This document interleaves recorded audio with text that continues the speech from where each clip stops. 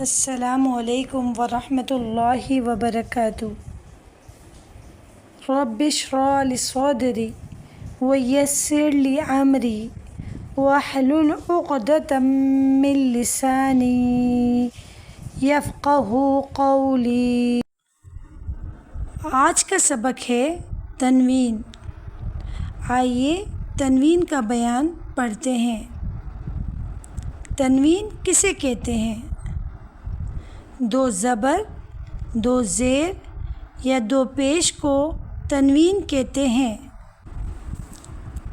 اب یہ ہے کہ تنوین کے کیا معنی ہیں۔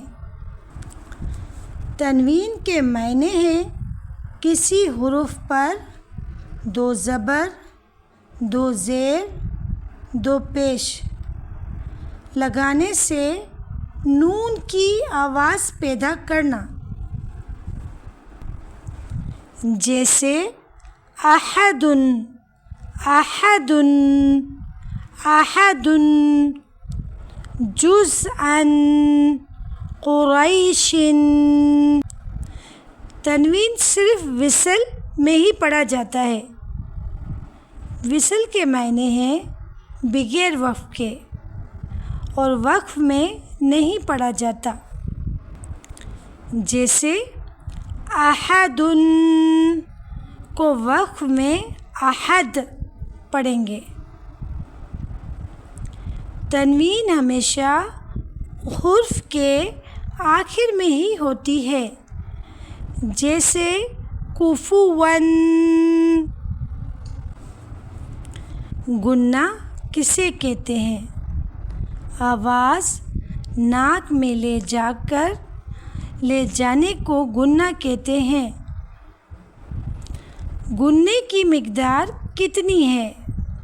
گننے کی مقدار ایک الف کے برابر ہے۔ ایک الف کی مقدار کا اندازہ کس طرح لگایا جا سکتا ہے؟ ہاتھ کی بند انگلی کھولنے یا کھلی ہوئی انگلی بند کرنے میں جس قدر دیر لگتی ہے وہ ایک الف کے برابر ہے۔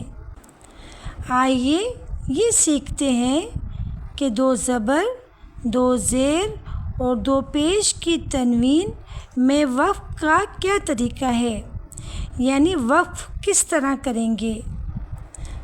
دو زبر کی تنوین پر وقف کرتے وقت ایک زبر نکال دیں گے اور ایک الف کے برابر کھینچ کر وقف کریں گے، یعنی تنوین بدل جائے گا حرف مدہ میں، جیسے ثمناً سے ثمنا۔ حالت وقف میں دو زبر پر مد عوض ہوتا ہے۔ دو زبر کی تنوین پر وقف کرنے کا کیا طریقہ ہے، یہ میں نے آپ کو بتا دیا۔ اب ہے دو زیر کی تنوین پر وقف کرنے کا کیا طریقہ ہے۔ دو زیر جس بھی جملے میں ہو، دو زیر کی تنوین پر وقف کرتے وقت آخری حرف کو ساکن کر دیں گے، جیسے حساب سے حساب، لہب سے لہب۔ دو پیش کی تنوین پر وقف کرنے کا کیا طریقہ ہے۔ دو پیش کی تنوین پر وقف کرتے وقت آخری حرف کو ساکن کر دیں گے، جیسے کتب سے کتب، شجر سے شجر، شجر، شجر سے شجر۔